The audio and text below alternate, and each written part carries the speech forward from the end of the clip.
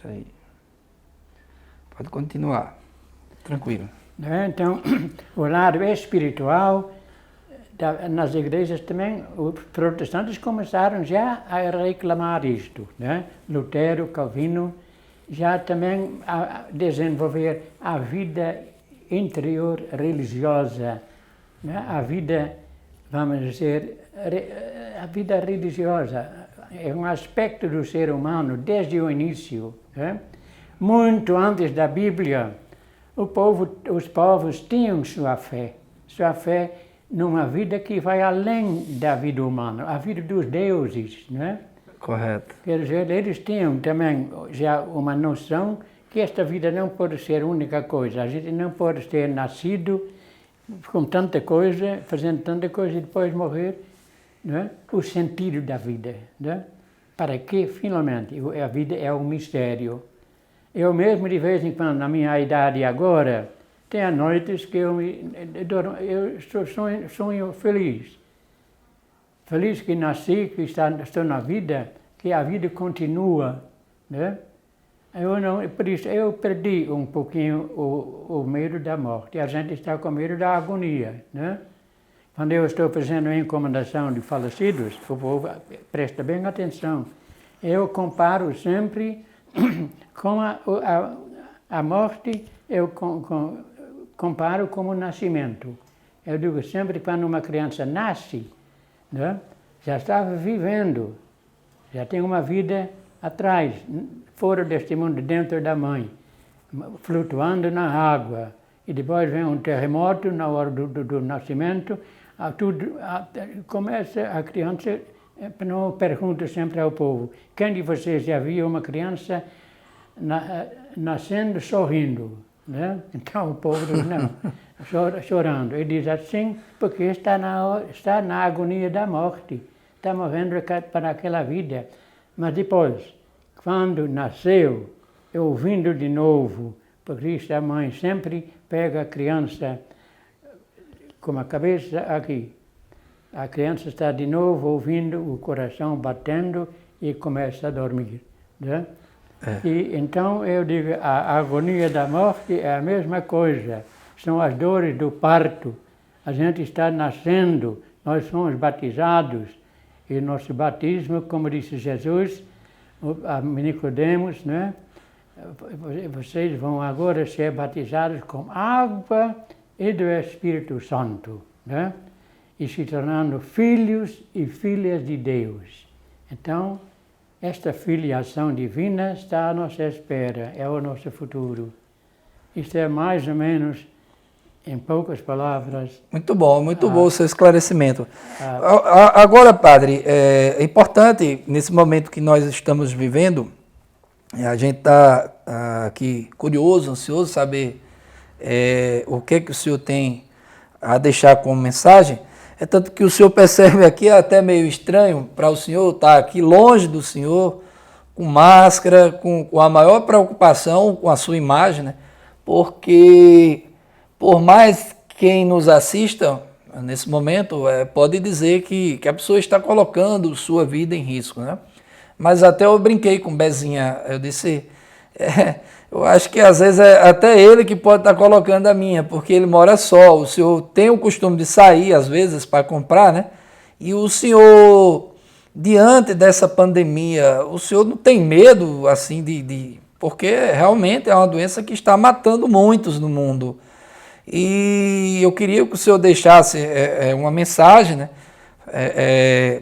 E é importante que o senhor, mesmo morando só aqui, mantendo contato com Bezinha aí, tem o telefone dela, é importante que o senhor ligue para ela e qualquer coisa que o senhor necessite, mande alguém buscar.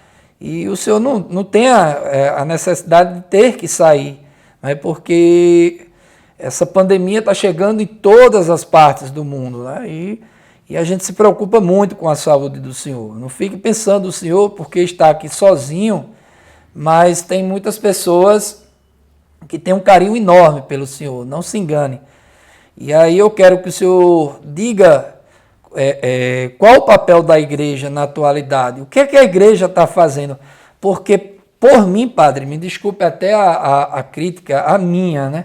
Eu tenho visto muito a igreja ausente, não só a igreja católica, mas a todas as igrejas, né? Eu vejo uma ausência. Eles estão fazendo alguns movimentos, como igrejas, as missas online, eles estão mantendo contato com os fiéis, mas não é nesse sentido que eu estou falando da ausência da igreja. Eu acho que diante do governo, se posicionando com o governo mesmo, eu acho que as igrejas elas estão um pouco omissas e muito politizadas ultimamente. Eu acho que a religião, principalmente no Brasil, ela está perdendo o seu rumo, o foco que é o cristianismo, e ela está se voltando mais para a política. Então eu queria, já que o senhor é do clero, e o senhor tem um conhecimento muito maior, obviamente, do que eu fico assim, levo essa crítica para o senhor, e se eu estiver errado, o senhor me corrija. Mas eu queria muito ouvir da sua pessoa, da sua palavra, nesse momento difícil que nós estamos passando no mundo, qual a mensagem que o senhor nos deixa com essas questões que eu coloquei para o senhor? Eu vou lhe dizer uma coisa, vamos dizer, que me preocupa também muito, né? Mas que vem de longe.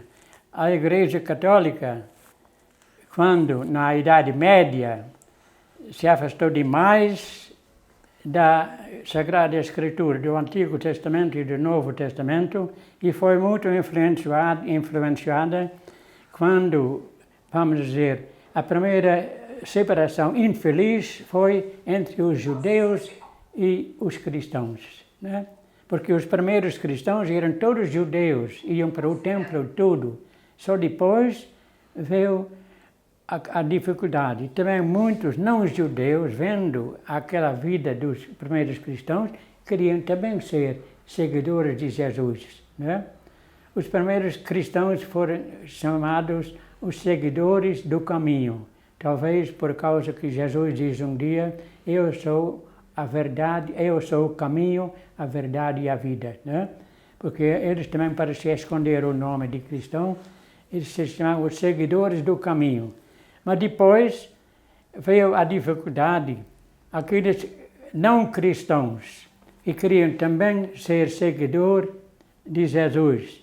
Estes tinham que se circuncidar e seguir todas as leis dos judeus, quer dizer, se tornar primeiro judeu para depois de ser cristão. Então veio a briga, né?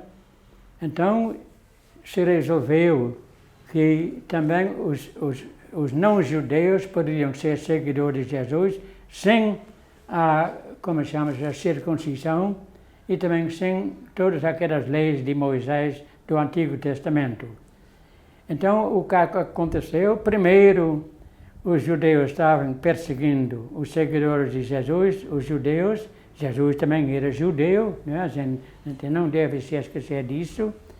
Então, vamos ver, houve uma distância da igreja seguindo mais ideias filosóficas dos gregos, né, e dos romanos do que a Sagrada Escritura. Então aconteceu o que aconteceu com a primeira aliança, com o Antigo Testamento. O povo de Israel falhou em sua missão para ser uma luz brilhante de convivência nacional, né?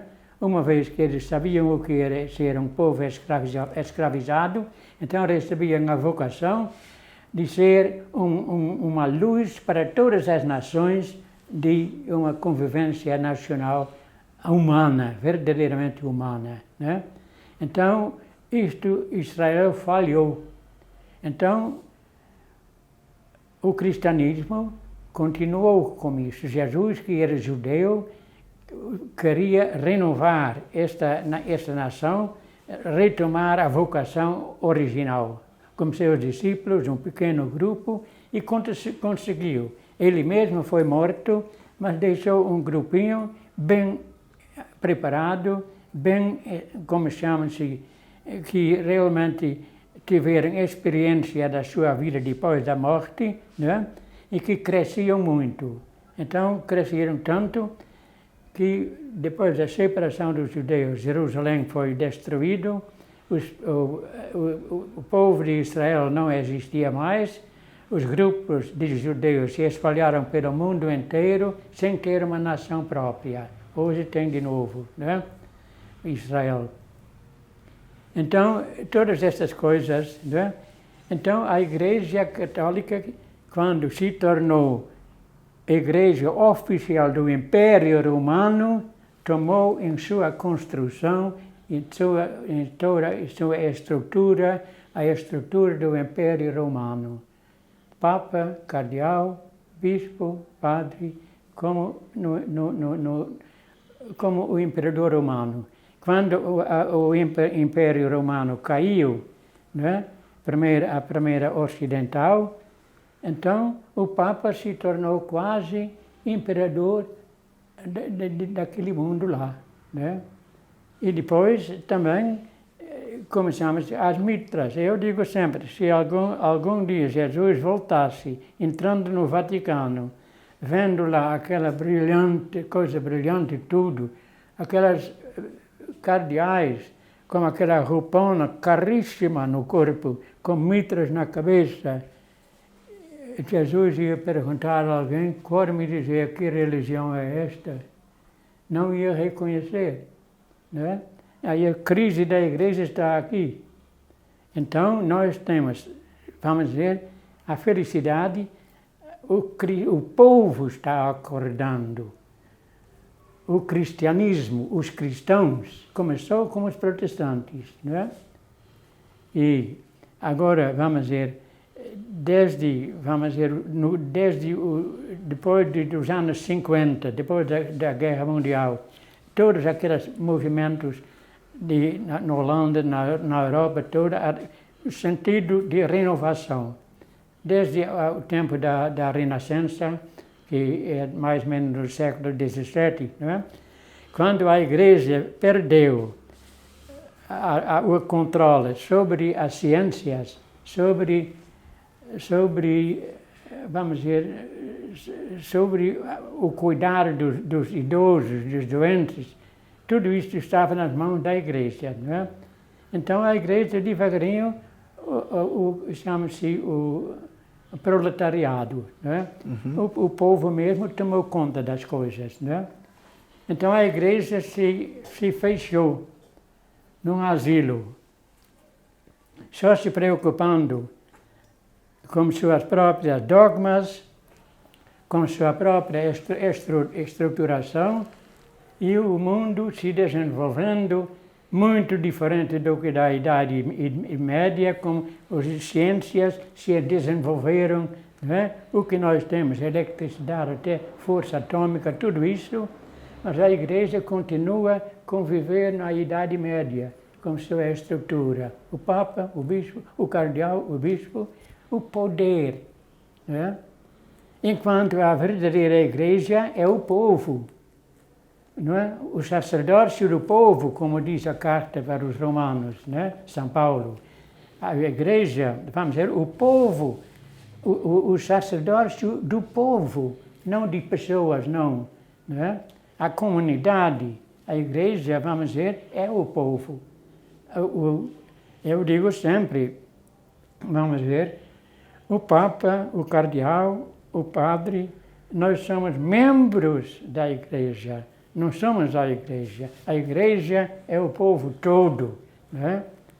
Então, isto está acordando. E por isso, esta divisão, por enquanto, entre os cristãos, estão em busca de novo para se unir, não é? Mas vai ser difícil, porque cada um quer ser o verdadeiro, mas tem também, eu digo agora temos muitas famílias na mesma rua, uns são católicos, outros batistas, outras evangélicas, mas o povo mesmo na vizinhança procura conviver com as diferenças, sem se odiar um ao outro.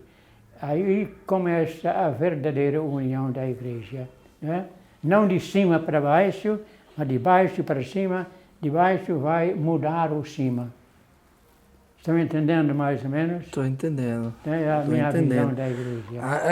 É muito bem colocado. Dá para explicar